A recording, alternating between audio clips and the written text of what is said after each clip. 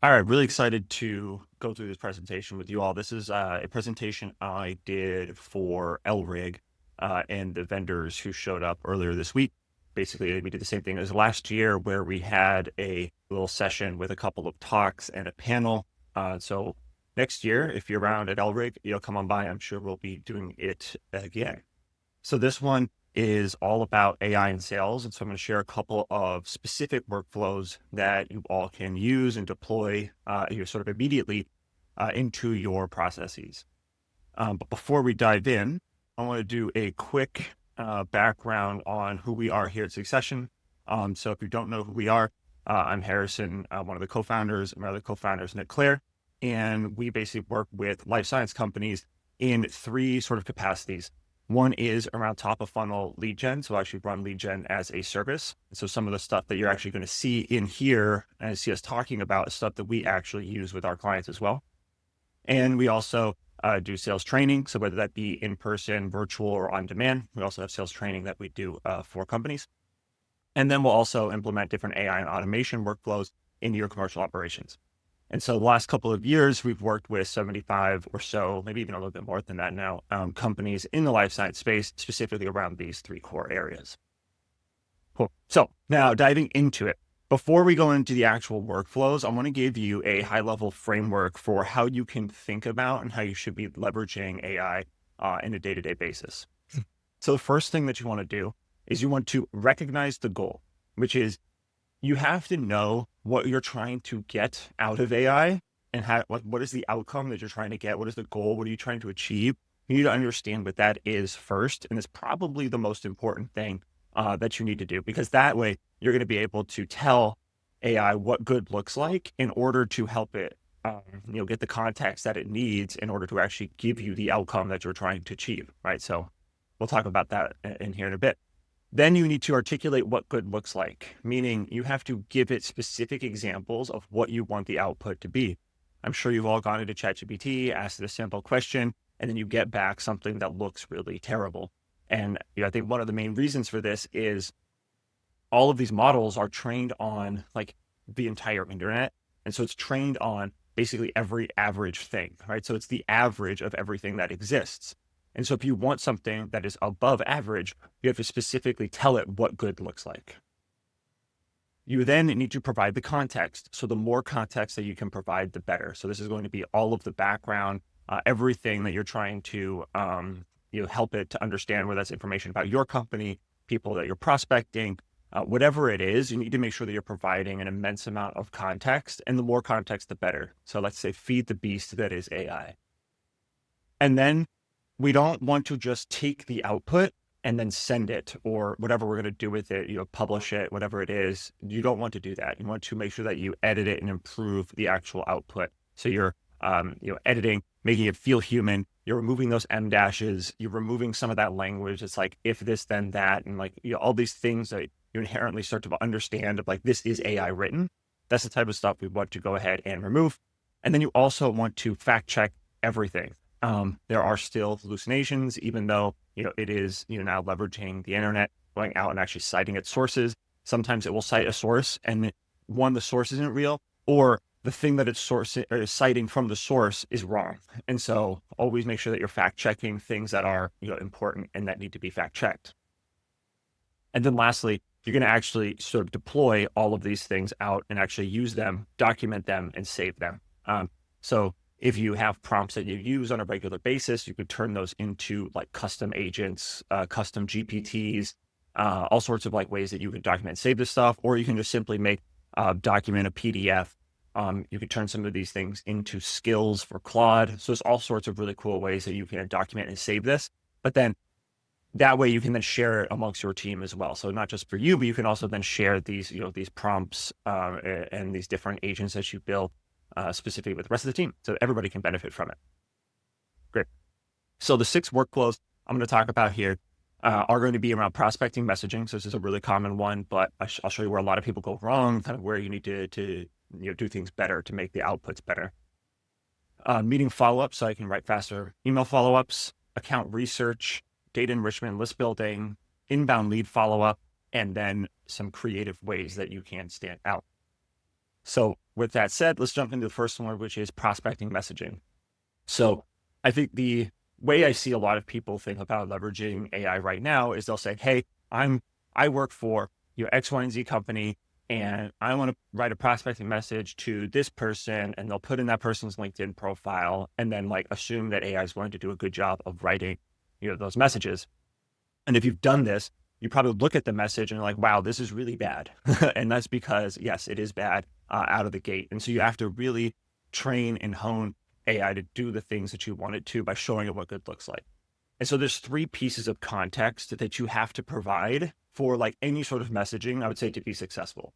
And one piece is everything about your company. So this is going to be not just like your link to your company website, but also like the different products and services you have, your main differentiators, any sort of case studies, data points, things that you have that you can share, the personas you sell to, what they care about. Like all of this is just like one piece of context. And when I say, you want to have these things documented, we're not talking about like 4 bullet points. Like should be like pages and pages, PDFs and web pages, all sorts, like tons of context is what you want to be providing here. So that way AI can leverage it and it really understands what it is that your company does and who you help solve problems for. And then you have the prospects information. So this is, again, not just somebody's LinkedIn profile, but it might be the LinkedIn profile, the website, there might be news, publications, press releases, maybe there's hiring going on within their company, all sorts of things that is just like context around the prospect, like basically like deep research of that individual person and their company to know what is going to be the best angle for our messaging to be written around. And then this is the last piece where I think a lot of people mess up or they don't do it at all. And that is you have to tell AI how to actually write messages well, right? So this comes back to our framework of what does good look like? Well, what good looks like is you need to tell it what to do, what not to do, give it specific rules, give it frameworks of how to write, give it real examples of real emails that you've written that you've seen be successful. And to give you context around how like important this is we have a 27-page document that we use that we feed into AI to write these messages, right? So, I mean, you don't do that every single time, but you have this saved. And now you have this sort of like framework and sets of frameworks for how exactly you want AI to write all of its messaging and create those rules. So that way, when it does write prospecting messages, they look human, they look real, and it doesn't look like AI. And I think that's the piece that a lot of people mess up. So these are the 3 core things that you need to pretty much get any prospecting message to look good, right? If you want average messaging, then don't do any of this and just kind of, just go into ChatGPT and, give it your company info and, tell it to write an email. If you want really good prospecting messaging to stand out, which is what we all want, this is how you go about doing it. All right. So now into the next workflow that we're going to do is meeting follow-ups. So I'm sure you all have at some point in time had a 30-minute process to follow up from a meeting where you have to like then try to remember, go through all of your notes, write all of those things down, put it in a follow-up, go find all of the content that you need, and then add it into that email. And it could take like 30 minutes to make all this happen. So what I'm going to do is I'm going to show you a little workflow to speed that up. And there's a couple other benefits of doing this, but it all has to do with call recording.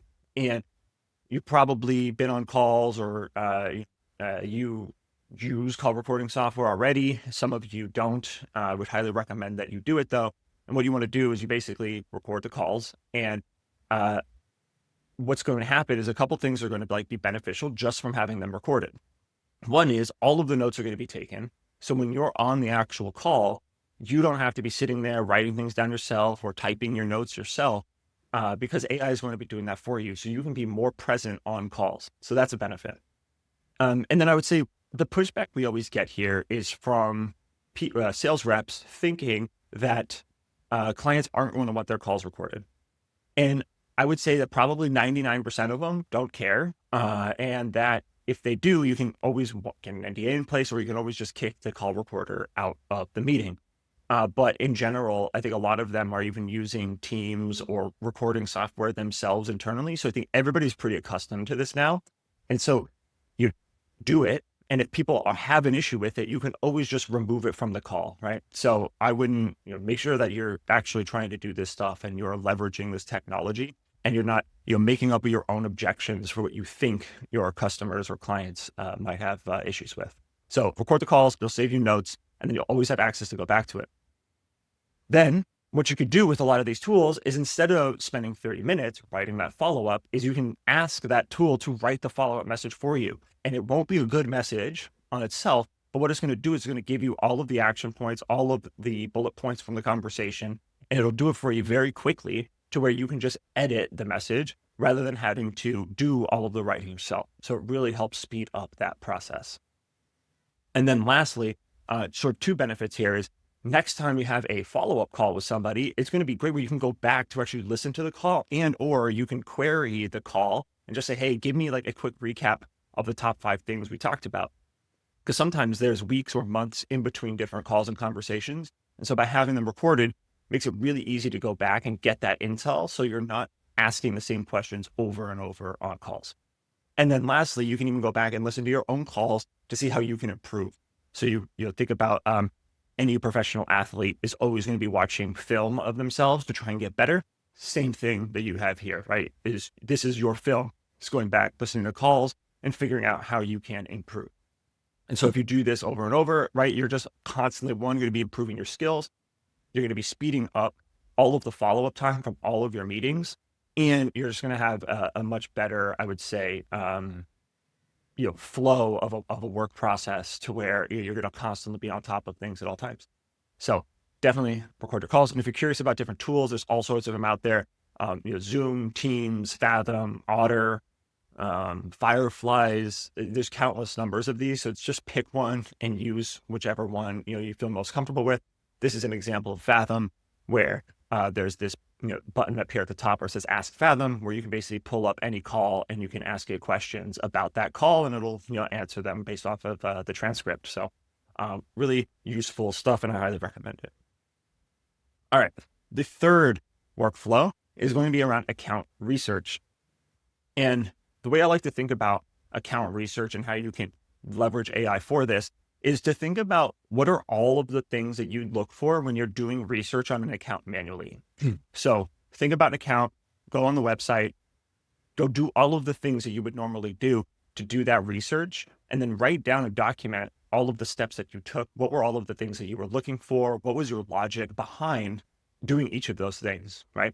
And so what you're going to be probably trying to uncover is like a brief overview of the account, what workflows your company can solve for them, latest news in the last 3 months. If you don't prompt it around this type of stuff, you may get news from a year and a half ago, which isn't going to be relevant.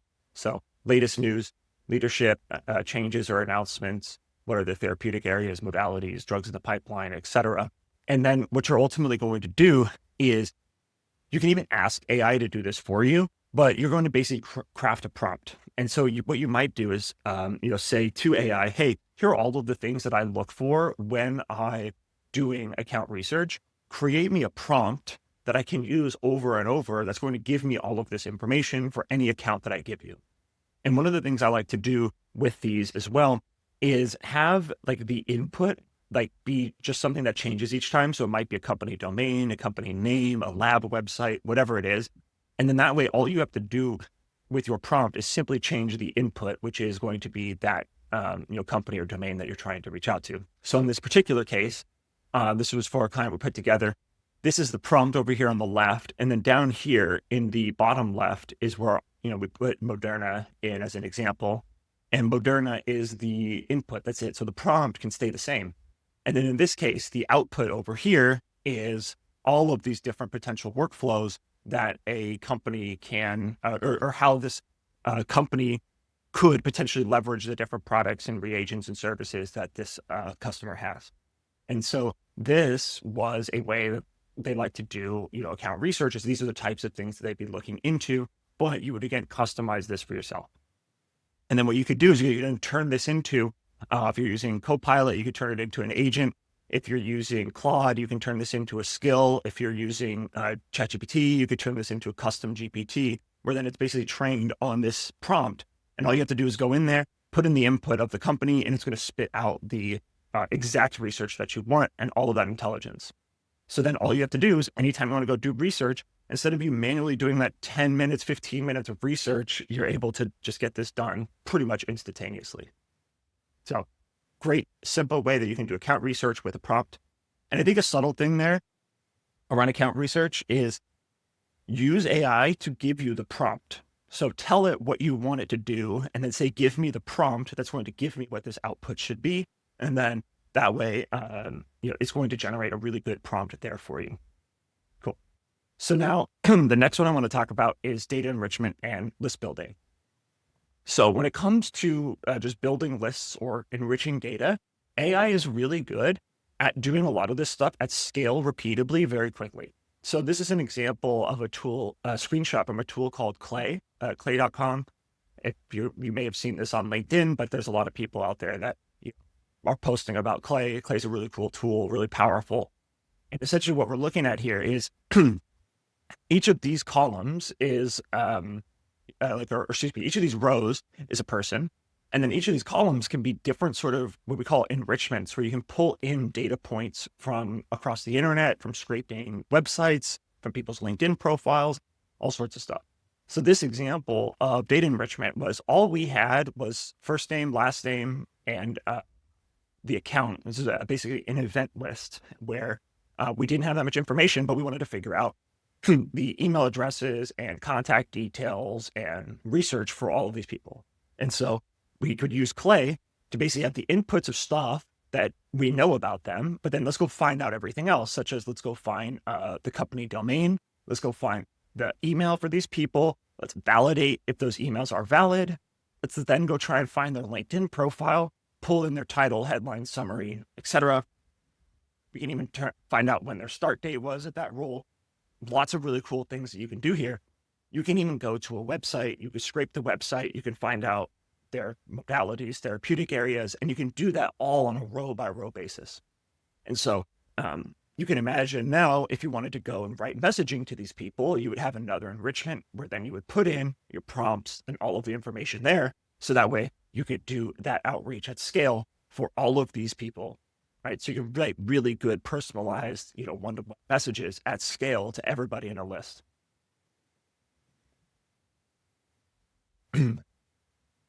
So another really cool tool that you can use for list building as well, and ways that you can leverage AI, is this tool called Exa, EXA.ai. And this is their websets capabilities. And the way that this works is you can make a really hyper-targeted list of people based off of specific criteria. So in this case, we were looking for people that were likely to use organ on a chip. And so what we could do is give it a set of criteria, such as where they're basically, are they working in biotech or pharma as a scientist?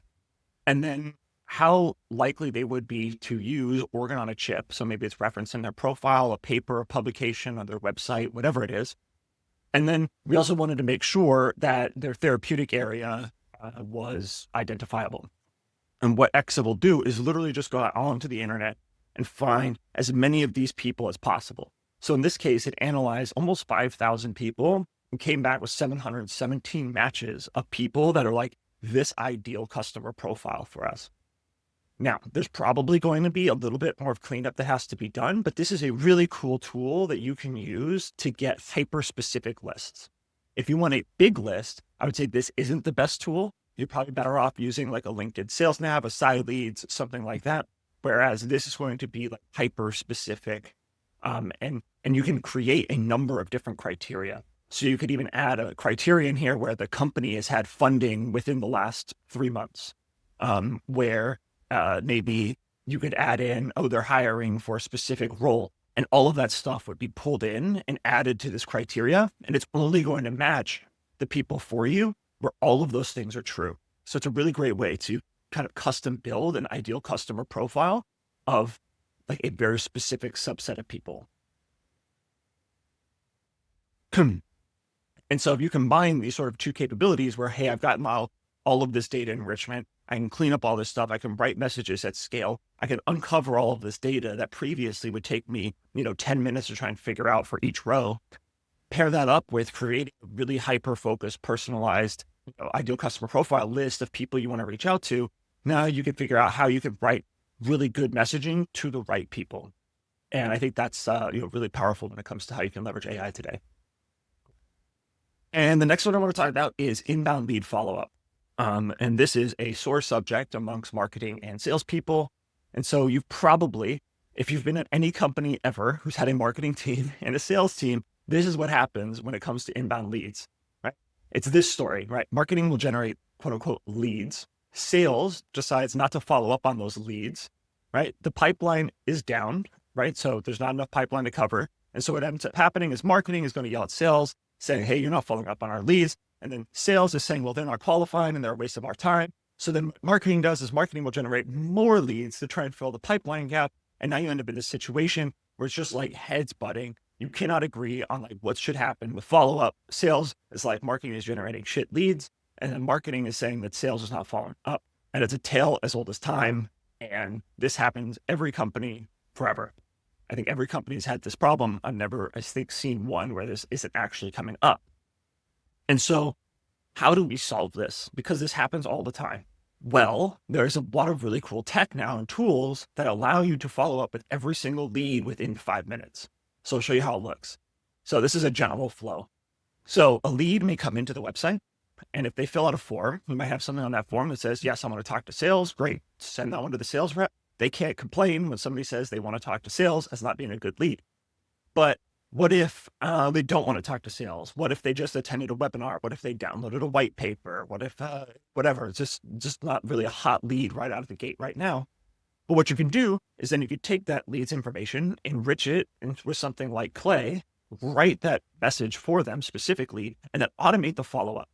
So then you could put them automatically into a inbound lead follow-up workflow or sequence. And then only when people respond positively do you then funnel those back up to the sales team. And so the power here is that somebody on the marketing team can own this and build this. I think a lot of salespeople aren't great with technology a lot of the times, but marketing tends to use tools like marketing automation. They're more familiar with like workflows and setting these things up. So I think it's a perfect fit to sit in the marketing team. And when this happens, marketing knows all of their leads are going to be getting followed up with very quickly. They're going to be getting high quality, personalized outreach. And then when those people show interest, they'll funnel those to sales. And then sales is getting the hot leads that they can focus on. Marketing knows that their leads are getting followed up on. And again, this is a really powerful system where you can set this up to ensure that you're creating this better environment, right? Where all the leads are getting the touches that they deserve. And then sales is only working the leads that are the most interested. And so you create a much better environment around lead follow-up. I think there was a Harvard Business Review article. I mean, this was years ago, but I'm sure it's even more common now, which is basically the amount of time it takes you to follow up with a lead. As soon as it goes past 5 minutes, like it basically just drops off a curve, your chance of converting them. Drops off a cliff, your chances of converting them.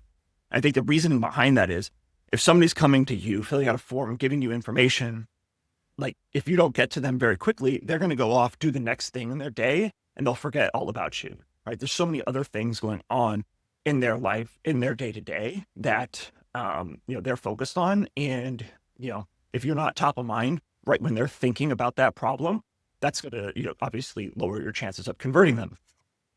And so we can't realistically think that a sales team is going to follow up with every lead in less than 5 minutes. What if that person is on a call? What if they're out in the field? What if they're at an event? And so you build these systems to automate these processes. You can ensure every lead gets followed up with as soon as possible. And this is probably the lowest hanging fruit that you have in your company right now, is simply building out this inbound lead follow-up process. And it will save you, actually, I should say it will probably just naturally convert way more leads and build way more pipeline. And you're probably honestly better at doing something like this than you are trying to like spin up a whole bunch of outbound prospecting campaigns, because these are hot leads and they know who you are. And prospecting is typically done to people who have no idea who you are. And so optimize your inbound processes first. And then that way, when you do outbound and people come inbound, you are then able to, handle those leads appropriately. Cool.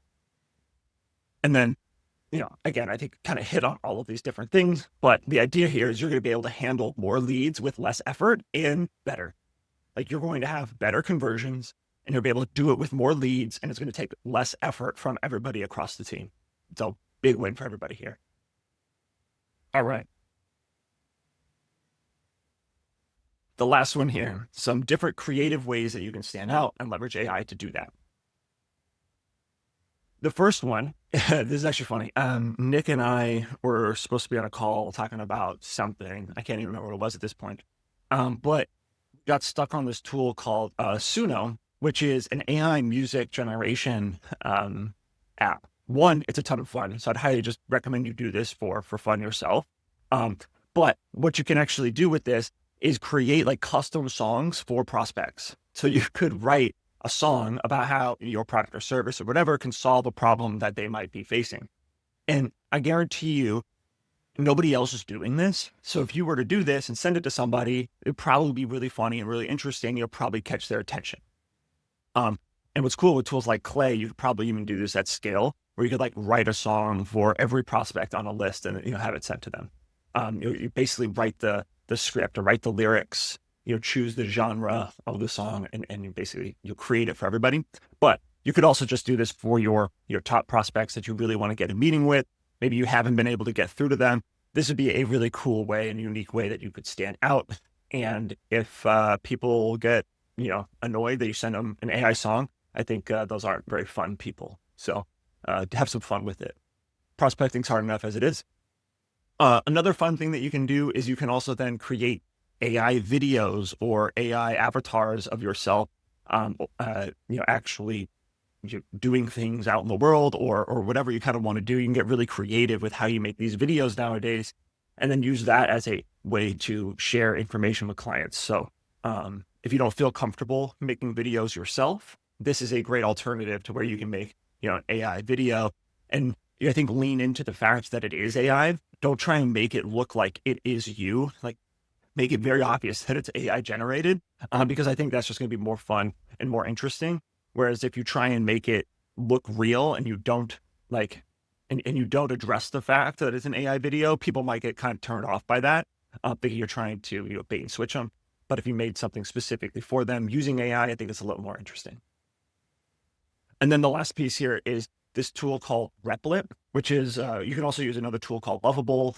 Basically, the idea here is a concept called vibe coding, where you can essentially use natural language to create software. So we've made a couple of these tools ourselves that we've shared, like the email grader, insights tool. We built a few internal apps that we use within our team to help speed up different workflows as well.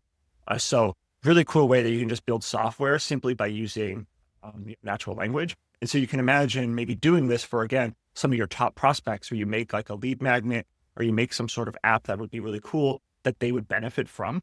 So it's another kind of unique way that you can, stand out and create content, create engaging things that are different from what everybody else is doing.